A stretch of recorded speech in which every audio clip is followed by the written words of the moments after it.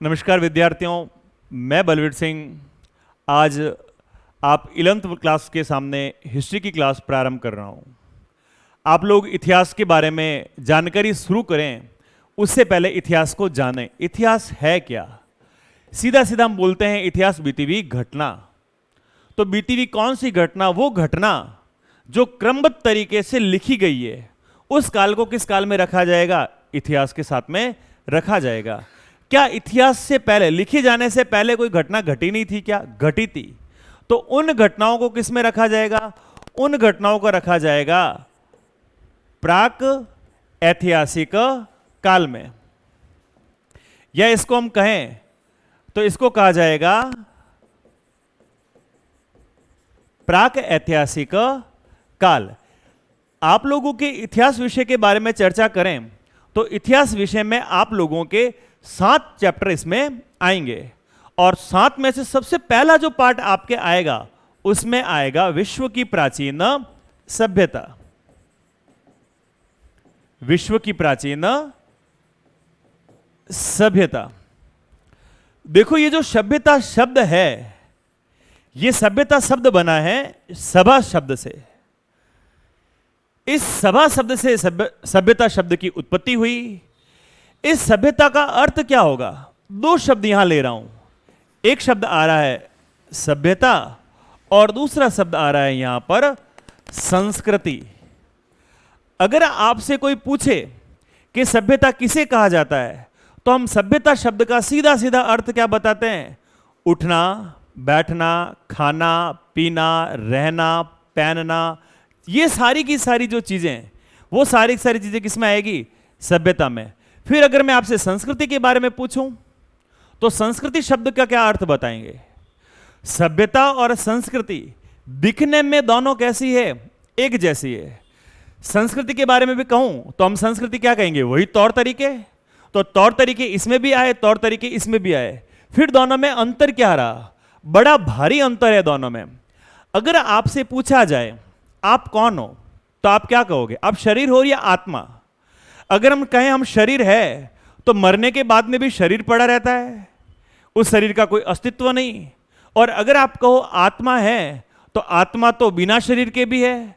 तो बिना शरीर के जिस तरह से आत्मा का अस्तित्व नहीं, और बिना आत्मा के शरीर का कोई अस्तित्व नहीं, शरीर और आत्मा जब दोनों मिलती है तब इंसान की पहचान बनती है।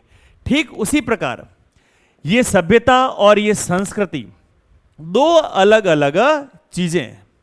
इन दोनों अलग अलग चीजों को जब एक किया जाएगा तब जाकर क्या होगा? मानव की सभ्यता और मानव की संस्कृति का निर्माण होगा। इस सभ्यता में कौन कौन सी चीजों को रखा जाता है? इस सभ्यता के अंदर रखा जाता है भौतिक वस्तुओं को। भौतिक वस्तुओं की, भौतिक का अर्थ क्या होता है? जिसे हम देख सकते हैं, छू सकते हैं और महसूस कर सकते हैं। मैं कैसे बर्तन में खा रहा हूं, मैं कैसे घर में रह रहा हूं, मेरे कपड़े कैसे हैं, मेरे आभूषण कैसे हैं, ये सारी की सारी चीजें किसमें आएगी? ये सारी की सारी चीजें तो देखी जाती है सभ्यता में। लेकिन मेरी सोच कैसी है, मेरा विचार कैसा है, मेरे तौर तरीके कैसे हैं, इनको आप देख सकते हो, छू सकते हो या महसूस कर सकते हो? नहीं। ये सारी की सारी रहेगी आंतरिक। सभ्यता यानी भौतिक, संस्कृति यानी कि आंतरिक। तो संस्कृति में केवल और केवल मना स्थिति को या मन की स्थिति को, बुद्धि को ही देखा जा सकता है या पढ़ा जा सकता है।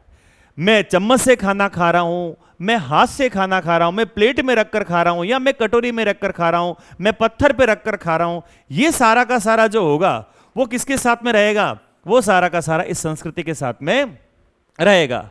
तो दोनों के बीच में देखने में तो बड़ा अंतर है, लेकिन देखा जाए तो दोनों की दोनों वस्तुएं एक ही है। इस पाठ में जब हम विश्व की प्राचीन सभ्यताओं के बारे में बात करेंगे तो कौन कौन सी सभ्यता हमें इसके अंदर पढ़नी होगी? तो इसमें सबसे पहले हम बात करेंगे चीन की सभ्यता के बारे में। फिर हम बात करेंगे मेसोपोटामिया की सभ्यता के बारे में। फिर बात होगी मिस्र की सभ्यता के बारे में। फिर हम बात करेंगे हमारे भारत की सभ्यता। अब भारत की सभ्यता कौन सी सभ्यता? भारत की सभ्यता के बारे में बात करें तो भारत की सभ्यता का नाम होगा सिंधु सरस्वती सभ्यता। ये प्रमुख प्रमुख जो सभ्यता है, इन सारी की सारी सभ्यताओं का निर्माण कहां हुआ है? थोड़ा सा सोचना, थोड़ा सा विचार करना। जितनी भी सभ्यता आप इस फर्स्ट चैप्टर में पढ़ेंगे, पहले पार्ट में पढ़ेंगे, उस पहले पार्ट में यही चीज देखेंगे, इन सारी की सारी सभ्यताओं का निर्माण हुआ है नदियों के किनारे। कारण क्या था इन नदियों के किनारे इन सभ्यताओं का विकास होने का? क्यों नदियों के किनारे यह सभ्यता विकसित हो रही है? कहीं और जगह पर भी जाके सभ्यता विकसित की जा सकती थी।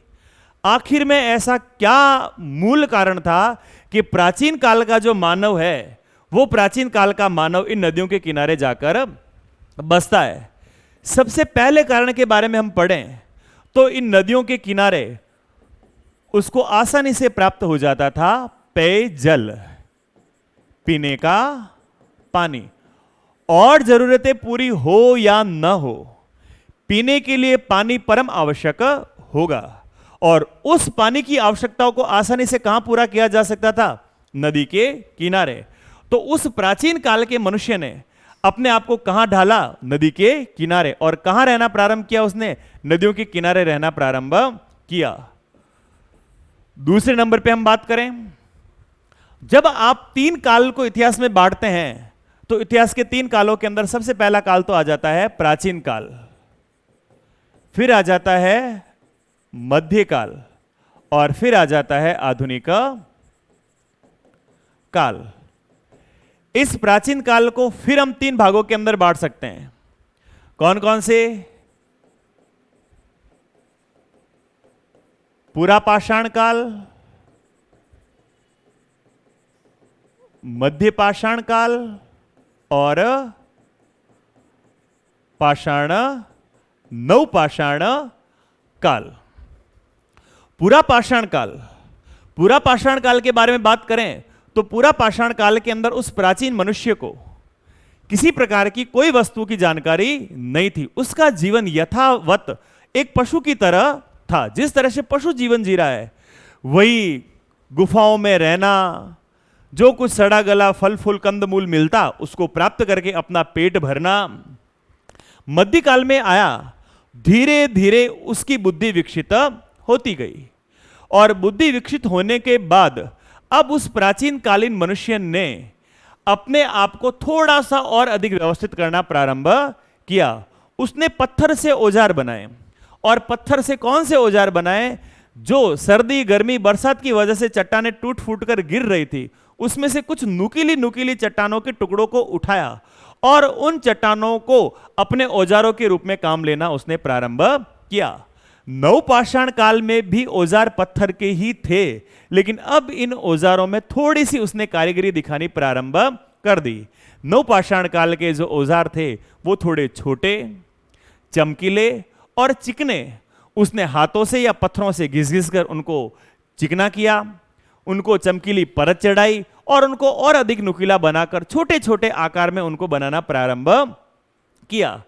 तो फिर धीरे धीरे जब एक जगह उसने रहना सीखा, तो एक जगह रहना सीखा तो उस प्राचीन मनुष्य को किसकी जानकारी हो गई? कृषि की जानकारी हो गई। आप ज्योग्राफी में पढ़ते हैं कि सबसे अधिक उपजाऊ जो मिट्टी है, वो सबसे अधिक उपजाऊ मिट्टी कौन सी होती है? जलोढ़ मिट्टी। क्यों? क्योंकि उसमें हुमस की मात्रा सर्वाधिक पाई, जीवाश्म की मात्रा सर्वाधिक पाई जाती है। और वो जलोढ़ मिट्टी किसके द्वारा बनती है? नदियों के द्वारा लाई जाती है। तो नदियां जहां रहेगी वहां पर जलोढ़ मिट्टी रहेगी। यानी जलोढ़ मिट्टी कैसी मिट्टी? उपजाऊ भूमि। तो उस प्राचीन काल के मनुष्य को कृषि करने हेतु जो उपजाऊ मिट्टी है, उपजाऊ भूमि है, वो उपजाऊ भूमि भी कहां से प्राप्त हो रही थी? वो उपजाऊ भूमि भी प्राप्त हो रही थी इन नदियों से। इसलिए उस प्राचीन काल के मनुष्य ने कहां रहना प्रारंभ किया? उस प्राचीन काल के मनुष्य ने इन नदियों के किनारे रहना प्रारंभ किया। तीसरे नंबर पे हम बात करें, तीसरे कारण की अगर हम बात करें तो उस प्राचीन काल के मनुष्य ने नदियों के किनारे क्यों रहना प्रारंभ किया? तो उसमें आएगा उसकी शिकार की आवश्यकता को आसानी से पूरा किया जा सकता था। जिस तरह वो मनुष्य भी पीने के लिए पानी नदियों से प्राप्त करता था, तो वहां जो जंगली जानवर आते थे, उन जंगली जानवरों के भी पीने की पानी की आवश्यकता कहां पूरी होती थी? इन नदियों के किनारे। इन नदियों के किनारे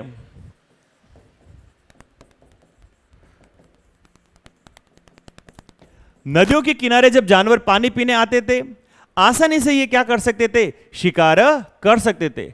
शिकार करने के लिए ज्यादा उस प्राचीन मानव को इधर उधर भागने की या भटकने की आवश्यकता नहीं पड़ती थी। फिर हम बात करें तो वो जो प्राचीन काल का मानव था, शिकार के साथ साथ आखेट या संग्रहण का कार्य करता था। किसका संग्रह करेगा?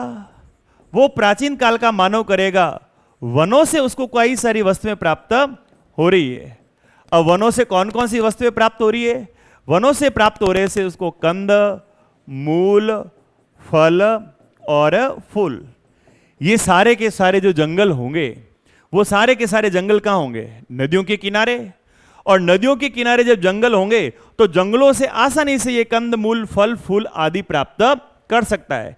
इसलिए वो प्राचीन काल का मानव कहां विकसित हुआ? नदियों के किनारे। और ये सारी की सारी सभ्यता कहां स्थापित हुई है? नदियों के किनारे। एक और कारण, वो कारण क्या था? उस समय के मानव के पास में एसी या हीटर तो हुआ नहीं करते थे। सर्दी गर्मी उस समय भी रहती थी। तो मौसम से बचने के लिए, इस सर्दी गर्मी के प्रभाव से बचने के लिए उसने स्वयं को कहां विकसित किया? नदियों के किनारे। नदी के किनारे रहने से क्या उसे सर्दी नहीं लगेगी? नदी के किनारे रहने से क्या उसे गर्मी नहीं लगेगी? आखिर में वो नदी के किनारे रहकर कैसे स्वयं को मौसम से बचा रहा था? बताया गया है कि नदियों के किनारे जो जलवायु है, नदियों के किनारे जो जलवायु है, वो जलवायु कैसी होती है? वो जलवायु होती है अनुकूल। आप लोगों ने देखा होगा अपने भारत में, अगर हम समुद्री तटीय क्षेत्र की तरफ जाएं, तो समुद्री तट्टी की तरफ जाएंगे, चाहे आप महाराष्ट्र जाओ, आंध्रा में जाओ, तमिलनाडु में जाओ, केरल में जाओ, या पश्चिम बंगाल, ओडिशा में जाओ, उन सारे के सारे राज्यों की तरफ हम जाएंगे तो देखेंगे कि वहां दिसंबर जनवरी में जब हम यहां दो दो रजाई से भी ठिठुर रहे होते हैं और वो लोग आराम से वहां पंखे और कूलर लगाकर बैठे रहते हैं। क्यों? समुद्री क्षेत्र, और समुद्री क्षेत्र होने की वजह से वहां शीत का प्रभाव ज्यादा नहीं होता। इधर राजस्थान में जब गर्मियों में पारा 50 डिग्री तक पहुंचा रहता है तो वहां इतनी ज्यादा गर्मी नहीं रहती है। क्यों? क्योंकि वहां पर जलवायु अनुकूल रहती है। तो सर्दियों में तो सर्दी कम होगी और गर्मियों में गर्मी कम होगी। इस वजह से वो प्राचीन काल का मानव जो था, वो प्राचीन काल का मानव कहां जाता है और कहां बसता है? नदियों के किनारे जाकर बसना प्रारंभ किया। इस मानव के विकसित होने की जो ये यात्रा है, वो यात्रा कैसे प्रारंभ हुई? उस यात्रा को प्रारंभ करके फिर हम इन सभ्यता के बारे में बात करते हैं।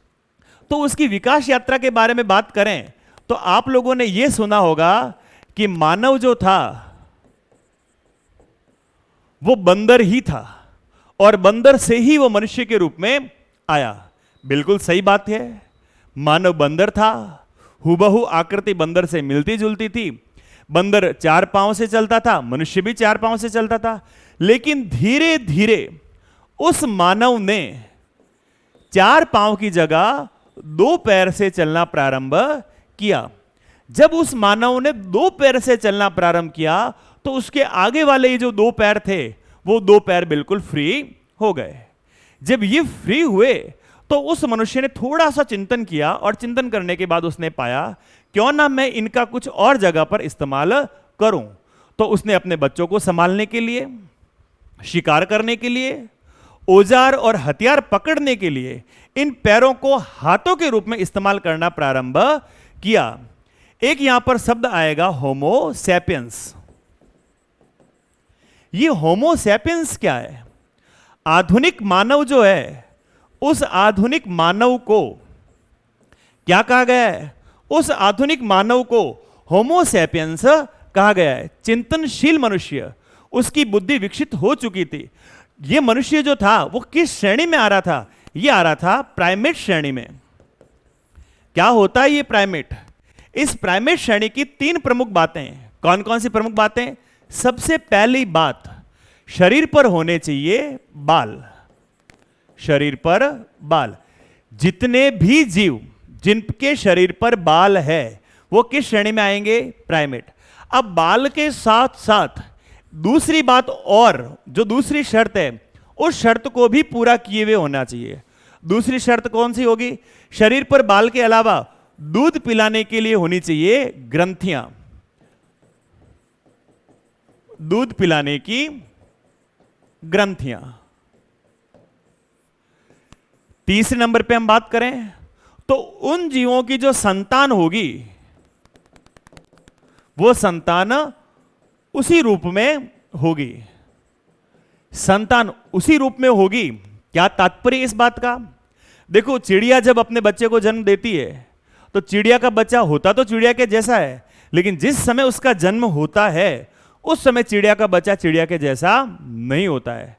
सांप अपने बच्चों को जन्म देता है तो सांप के बच्चे जन्म के समय सांप के जैसे नहीं होते, अंडों के रूप में होते हैं। धीरे धीरे वो अंडे विकसित होते हैं और उन अंडों के फूटने के बाद फिर वो क्या होते हैं? जीव के रूप में या सांप के जैसे या चिड़िया जैसे वो चूजे के रूप में सामने आते हैं। लेकिन मनुष्य में आपने देखा है क्या कि मनुष्य ने अंडा दिया होगा, फिर वो अंडा 20-25 महीने भर के अंदर बड़ा हुआ होगा, अंडा फूटा, फिर उसमें से बच्चा निकला? नहीं। या बकरी, कुत्ता, गधा, घोड़ा, भैंस, गाय, बंदर, शेर, ये सारे के सारे जो जीव है इनकी जब संतान होती है, भले ही आकार में छोटी हो लेकिन हूबहू होती कैसी है? अपने माता पिता के जैसी। तो ये सारे के सारे जो जीव होंगे उन जीवों को कौन सी श्रेणी में रखा जाएगा? प्राइमेट श्रेणी में। तो मनुष्य भी कौन सी श्रेणी का जीव है? इस प्राइमेट श्रेणी का जीव है, जिसके शरीर पर बाल हैं, अपने बच्चों को दूध पिलाने के लिए ग्रंथियां होगी और संतान उसी रूप, जन्म के समय जिस समय जन्म हो रहा है उस समय वो संतान उसी रूप में होगी। तो ये जो होमो सैपियंस मानव था, चिंतनशील मानव था, धीरे धीरे उसमें विकास होना प्रारंभ हुआ। किस तरह से विकास हुआ? पहले जो खोपड़ी थी उस खोपड़ी का आकार तो था छोटा और जो जबड़ा था वो जबड़ा था बड़ा। बंदर को आज भी आप देखो, बंदर को देखोगे तो उसका मुंह तो होगा छोटा और सर तो होगा छोटा और मुंह होगा बड़ा। ये खोपड़ी छोटी और ये जो मुंह था ये मुंह था बड़ा। कारण क्या था? कारण यही था, चिंतन तो उसको करना नहीं है, सोचना तो उसको है नहीं। बिना चिंता का, बिना विचार का, बिना विवेक का मनुष्य था और बिना विवेक का मनुष्य था तो उसके दिमाग पे ज्यादा जोर नहीं पड़ेगा और जोर नहीं पड़ेगा तो उसका काम नहीं तो आकार नहीं बढ़ा। मुंह बड़ा क्यों था? जबड़े मजबूत क्यों थे? दांत बड़े बड़े क्यों थे? क्योंकि उस समय उसको भोजन के तौर तरीके नहीं आते थे और भोजन के तौर तरीके नहीं आने की वजह से जो कुछ भी उसको प्राप्त होता था उसको अपने पेट भरने के लिए खा लेता था। इसलिए उस प्राचीन काल के मनुष्य के जबड़े बड़े होते गए और जो खोपड़ी थी वो आकार में छोटी होती गई। धीरे धीरे जब उसने चिंतन करना प्रारंभ किया तो ये जो दिमाग या खोपड़ी का आकार था, ये खोपड़ी का आकार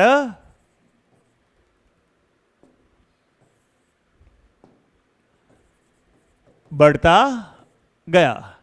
धीरे धीरे उसने शिकार करना, आग की खोज, भोजन को पकाना, भोजन को पकाकर खाना ये सीखा। तो जबड़े का काम थोड़ा कम हुआ और जबड़े का काम कम हुआ तो धीरे धीरे जबड़े का आकार छोटा हो गया। वर्तमान में आप देखोगे तो मनुष्य के चेहरे की आकृति इस तरह से होती है। तो ये जो आकार था ये आकार वर्तमान में कैसा हो गया? छोटा। और ये जो आकार था वो आकार कैसा हो गया? बड़ा। लेकिन उस जब प्राचीन काल के अंदर ये था तो उसका दिमाग तो छोटा और मुंह जो था वो मुंह बड़ा। जो चीज जितनी ज्यादा काम आ रही है वो ज्यादा बढ़ रही है, जो नहीं आ रही है वो घट रही है। धीरे धीरे धीरे धीरे विचार करता गया। विचार करने के बाद उसने कृषि प्रक्रिया प्रारंभ की। कृषि प्रारंभ की तो वो एक स्थान पर रहना सीख गया, एक स्थान पर रहना सीखा। धीरे धीरे उसने पहले कच्चे घरों का निर्माण किया। घास फूस की जो जैसी झोपड़ी बन पड़ती थी उससे उनको बनाकर वो रहने लगा। धीरे धीरे उसने घास फूस की जगह मिट्टी का उपयोग किया, मिट्टी के घर बनाए। मिट्टी के घर बनाने के साथ साथ में उसने मिट्टी के बर्तन बनाने का कार्य प्रारंभ किया। प्रारंभ में उस प्राचीन काल के मनुष्य ने जो मिट्टी के बर्तन बनाए थे, वो मिट्टी के बर्तन किस तरह से बनाए थे? उस प्राचीन काल के मानव ने मिट्टी के बर्तन बनाने के लिए घास फूस से टोकरी बनाता था। उस घास फूस से बनी हुई टोकरी में वो कुछ सामान को ही रख पाता था, अधिक सामान ज्यादा समय तक उस टोकरी के अंदर नहीं रह पाता था। धीरे धीरे उस टोकरी पर उसने मिट्टी की परत लगानी प्रारंभ की। अब उस परत लगी हुई टोकरी पर वो किसी प्रकार का द्रव्य पदार्थ ज्यादा समय तक नहीं रख पाएगा। उसको पकाए तो टोकरी घास फूस की, ऊपर मिट्टी लगी तो टोकरी पूरी की पूरी नष्ट हो जाए। तो उसने क्या किया, मिट्टी की कुंडलियां बनाई और मिट्टी की कुंडलियों को एक के ऊपर एक रखकर इस प्रकार से उसने मिट्टी के बर्तन बनाने का कार्य किया। एक मिट्टी की परत बनाई, फिर उसके ऊपर उसने क्या किया, दूसरी परत को रखा, फिर तीसरी परत को रखा और फिर इसके ऊपर मिट्टी का लेप किया। धीरे धीरे बुद्धि और बढ़ती गई और बुद्धि के बढ़ने के साथ साथ में उसने पहिए का आविष्कार किया। सबसे पहले मानव ने पहिए का उपयोग किस काम के लिए किया? सबसे पहले मानव ने पहिए का उपयोग मिट्टी के बर्तन बनाने के लिए चाक के रूप में किया है, न कि उस मानव ने गाड़ी चलाने के लिए या किसी प्रकार के यातायात के लिए पहिए का उपयोग किया था। चाक के रूप में उसने इस्तेमाल किया। उस चाक के ऊपर मिट्टी का लोथा रखता और धीरे धीरे वो बर्तन बनाता गया। आगे कपास के बारे में जानकारी प्राप्त हुई, उसने वस्त्र बनाने सीखे। वस्त्र के साथ साथ में उस प्राचीन काल के मानव ने सुई का आविष्कार भी कर लिया। अब सुई का आविष्कार हुआ तो उसके तौर तरीकों के अंदर और अधिक परिवर्तन आता गया। परिवर्तन धीरे धीरे बढ़ता गया और वो मानव असभ्य मानव से सभ्य मानव की श्रेणी में आ गया। और जैसे ही वो सभ्य बना तो उसके द्वारा इन सभ्यताओं का निर्माण कर लिया गया। कई सारी सभ्यताओं में हमें लिखित जानकारी प्राप्त होती है और जैसे हम भारत की बात करें तो लिखित वस्तुएं तो प्राप्त हो, लिखित बातें तो प्राप्त हो रही है, लेकिन अभी तक उन लिखित बातों को पढ़ा नहीं गया है। तो जिन बातों को अभी तक पढ़ा नहीं गया है वो कौन से काल में आएगी? जैसे अभी मैंने आपको इतिहास के बारे में बताया था, इतिहास के अंदर हमको कौन सी जानकारी प्राप्त होती है? लिखित जानकारी प्राप्त होती है। लेकिन क्या लिखने से पहले इतिहास नहीं था? वो गुफाओं के अंदर रहने वाले मनुष्य के बारे में पढ़ते हैं, वहां तो हमको कोई लिखित जानकारी प्राप्त नहीं हो रही है। क्या वो इतिहास का भाग नहीं है? इतिहास का भाग है, लेकिन वो कौन सा भाग है? आदि ऐतिहासिक काल, जहां लिखित जानकारी प्राप्त नहीं हो रही है, लिखित जानकारी का अभाव, बिल्कुल कुछ भी लिखा हुआ प्राप्त नहीं हुआ है, तो वो तो होगा आदि ऐतिहासिक काल। लिखा हुआ मिल रहा है लेकिन अभी हम उस लिखे हुए को पढ़ नहीं पाए हैं, वो कौन सा काल रहेगा? वो रहेगा प्राक ऐतिहासिक काल। उस प्राक ऐतिहासिक काल में लिखित जानकारी तो मिल रही है लेकिन उस लिखित जानकारी को पढ़ नहीं पाए। लिखित जानकारी का प्राप्त होना परंतु पढ़ी नहीं गई। अभी तक उस लिखित बात को पढ़ नहीं पाए, उस लिपि को समझने में कामयाब नहीं हो पाए। तो वो काल किस काल के अंदर आएगा? प्राक ऐतिहासिक काल के अंदर आएगा। तो इस आदि ऐतिहासिक काल और प्राक ऐतिहासिक काल के बारे में जानकारी कैसे प्राप्त होती है? तो इसके बारे में जानकारी प्रदान करने वाले को कहा जा रहा है पुरातात्विक। 3 शब्दों से बना है, पुरा प्लस तत्व प्लस इक। पुरा का अर्थ क्या होगा? पुरा का अर्थ होगा प्राचीन। तत्व का अर्थ क्या होगा? वस्तु। पुरातात्विक कहो या पुरातत्व विद कहो। और विद का अर्थ क्या होगा? विद का अर्थ होगा विद्वान। पुरानी वस्तुओं के बारे में जानकारी रखने वाले विद्वानों के द्वारा उन वस्तुओं का विश्लेषण किया जाता है, उन वस्तुओं के ऊपर पूरी की पूरी जांच पड़ताल की जाती है, और जांच पड़ताल करने के बाद में क्या उपयोग रहा होगा, क्या समय रहा होगा, ये सारी की सारी जानकारी हमारे सामने रखी जाती है। अब उन पुरानी वस्तुओं का समय किस प्रकार से ज्ञात किया जाता है? पुरातत्वविदों के द्वारा पुरानी वस्तुओं के समय की जानकारी प्राप्त करने के लिए एक पद्धति अपनाई जाती है जिसे कहा जाता है C14, या उसे कहा जाता है कार्बन 14। इस कार्बन 14 पद्धति के द्वारा उस प्राचीन वस्तुओं की जानकारी प्राप्त करके उनके समय का निर्धारण किया जाता है, ये किस समय की रही होगी। धीरे धीरे मनुष्य बढ़ता गया, मनुष्य की सभ्यता विकसित हुई, और उस मनुष्य के अंदर तौर तरीके आते गए।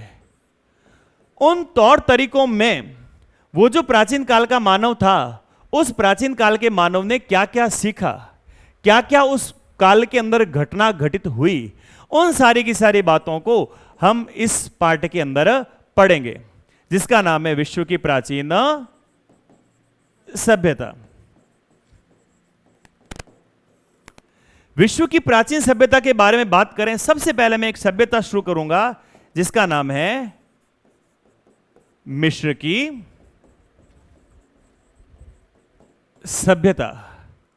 मिस्र, जिसे वर्तमान में इजिप्ट नाम से भी जाना जाता है। कहां है ये मिस्र?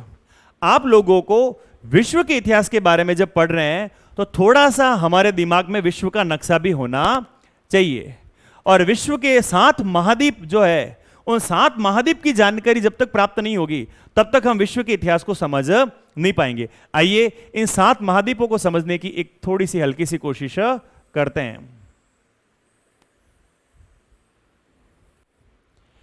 ये पूरा का पूरा एक क्षेत्र जो आपस में मिला जुला था,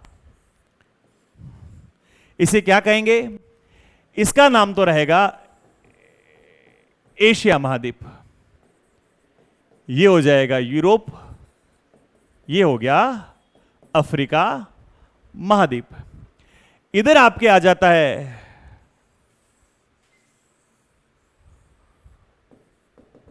उत्तरी अमेरिका, और ये वाला जो भाग होगा वो आ जाएगा दक्षिणी अमेरिका।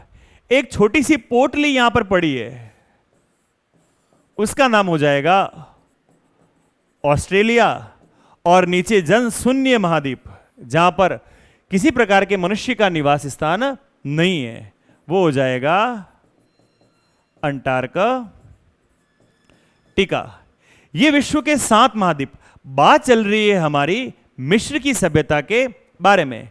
ये यहां स्थित है अफ्रीका महाद्वीप के उत्तरी भाग के अंदर। मिस्र सहारा मरुस्थल का पूरा मरुस्थलीय भूभाग, और उस मरुस्थलीय भूभाग में यह मिस्र की सभ्यता विकसित हो रही है। अभी थोड़ी देर पहले हमारी चर्चा हुई थी, जितनी भी सभ्यता हुई वो सारी की सारी किस जगह पर विकसित हुई? नदियों के किनारे। तो मिस्र की सभ्यता जो है, वो मिस्र की सभ्यता भी किस नदी के किनारे विकसित होगी? नील नदी के किनारे। नील नदी, और उस नील नदी के किनारे ये मिस्र की सभ्यता विकसित हो रही है। इतिहास के जनक हेरोडोटस, और क्या कह रहे हैं हेरोडोटस इस सभ्यता के बारे में, इस मिस्र को? हेरोडोटस ने कहा ये मिस्र जो है वो नील नदी का वरदान है। पूछ लिया जाए आप लोगों से कि नील नदी का वरदान किसे कहा गया है, तो नील नदी का वरदान कहा गया है मिस्र को। और किसने कहा नील नदी का वरदान? तो नील नदी का वरदान कहने वाला व्यक्ति है हेरोडोटस।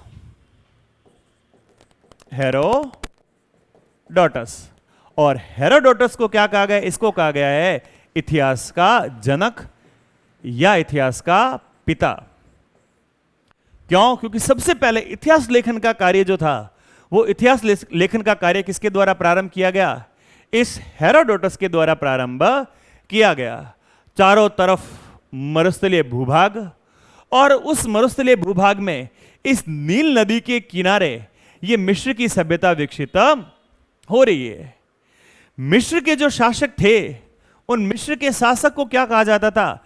मिस्र के राजाओं को कहा जाता था फराओ। मिस्र के राजाओं को किस नाम से जानते थे? मिस्र के राजाओं को कहा जाता था ये फराओ। फराओ का अर्थ क्या होगा? फराओ का अर्थ होगा राजा।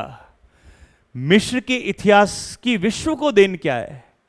मिस्र के इतिहास की विश्व को देने यहां की स्थापत्य कला का एक अद्भुत नमूना, जिसे कहा गया है ये पिरामिड। तो मिस्र के बारे में जब हम पढ़ेंगे, मिस्र की सभ्यता के बारे में हम विस्तार से जानकारी प्राप्त करेंगे, तो मिस्र की सभ्यता का एक काल होगा, और उस काल को किस नाम से जाना जाएगा? उस काल को, पूरे के पूरे काल को पिरामिड काल के नाम से जाना जाएगा। मिस्र की सभ्यता में बने हुए पिरामिड में से एक पिरामिड के बारे में बात करें, उस पिरामिड का नाम है गीजा का पिरामिड। उस पिरामिड का नाम है गीजा का पिरामिड।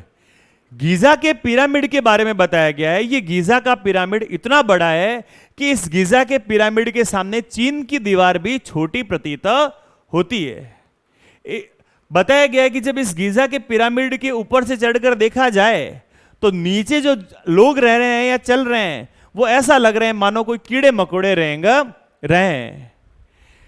मिस्र के लोग पुनर्जन्म में, इनके धार्मिक रीति रिवाज के बारे में बात करें तो इन लोगों का पुनर्जन्म में आस्था थी, और इसीलिए इन्होंने पिरामिडों का निर्माण किया था। क्यों, किस प्रकार से पुनर्जन्म? तो हमारे यहां हम भी मानते हैं, हमारे यहां तो हम तो पिरामिड नहीं बना रहे। मिस्र के लोगों का मानना था आत्मा शरीर से गई है, और आत्मा शरीर से जाने के बाद उस आत्मा का फिर से शुद्धिकरण होगा और पुनः वो आत्मा धरती पर आएगी। जब उस आत्मा का धरती पर आगमन होगा तो उस आत्मा को आने के लिए वापस अपना शरीर चाहिए। इसलिए मिस्र के लोग उस पिरामिडों में राजाओं के या मृत व्यक्ति के शवों को सुरक्षित रखते थे। उनके ऊपर एक विशेष प्रकार का लेप उन लोगों के द्वारा लगाया जाता था ताकि वो शव खराब ना हो। मरने वाले व्यक्ति का जो शरीर है, वो मरने वाले व्यक्ति का शरीर खराब ना हो, इसलिए उसके ऊपर लगाया जा रहा है एक विशेष प्रकार का लेप। उस पिरामिड में जिस तरह से भवन बना होता है, ये त्रिकोण, इस प्रकार का त्रिकोणीय संरचना के रूप में बना होता था, ज्यामितीय आकृतियों से सुसज्जित था। अब इस पिरामिड के अंदर बने हुए थे कई प्रकार के कक्ष, और उन कक्षों में जो जो दैनिक जीवन की आवश्यकता की वस्तुएं होती है, वो दैनिक जीवन में काम आने वाली सारी की सारी वस्तुएं उस पिरामिड में रखी जाती थी। उस पिरामिड में दैनिक जीवन की सारी वस्तुओं को रखे जाने का कारण क्या था? रखे जाने का कारण यही कारण था कि आत्मा का एक अंश तो चला गया है, लेकिन आंशिक रूप से अभी भी उस आत्मा का कुछ हिस्सा या कुछ भाग उस शरीर में बना है, और कुछ आत्मा का कुछ अंश या हिस्सा शरीर में बना है, तो उसको अपने जीवन यापन करने के लिए आवश्यक वस्तुएं चाहिए, और इसीलिए उस पिरामिड में इन आवश्यक वस्तुओं को रखा जाता था। इन फराओं को या राजाओं को मिस्र में किस प्रकार से देखा जाता था? इन फराओं और राजाओं को मिस्र के अंदर देखा जाता था देवताओं की तरह। देवताओं की तरह इनकी पूजा होती थी, सर्वोपरि इनको माना जाता था। इनका जो आदेश होता था वही कानून मिस्र के अंदर बनते थे। मिस्र में मिस्र के लोगों के द्वारा कृषि का कार्य भी होता था, और मिस्र के लोगों का जो व्यापार था वो व्यापार भारत तक यानी सिंधु सरस्वती सभ्यता तक जुड़ा हुआ था। मिस्र के लोग चीन से भी वस्तुओं को बेचते थे और लाते थे। एक चीज की कमी है मिस्र में। किस चीज की कमी है? यहां पर इमारती लकड़ी या मूल्यवान लकड़ी नहीं है। क्यों? पूरा का पूरा मरुस्थलीय क्षेत्र, और मरुस्थलीय क्षेत्र होने की वजह से जो मूल्यवान लकड़ी है वो मूल्यवान लकड़ी मिस्र में प्राप्त नहीं हो रही है। तो ऐसी स्थिति में ये लोग क्या करेंगे? दूसरे देशों से आयात करते थे। अपने यहां जो फसलें हो रही है उन फसलों का तो निर्यात किया जाता था, और दूसरी जगह से होने वाली इमारती लकड़ी को ये अपने देशों के अंदर आयातित करके या वहां से खरीद कर लेकर आते थे। मिस्र की सभ्यता के राजनीतिक जीवन के बारे में, धार्मिक जीवन के बारे में, सांस्कृतिक जीवन के बारे में, उन लोगों की विश्व को क्या क्या देन है, इसके बारे में हम बात करेंगे जब इससे अगली क्लास होगी उस क्लास के अंदर।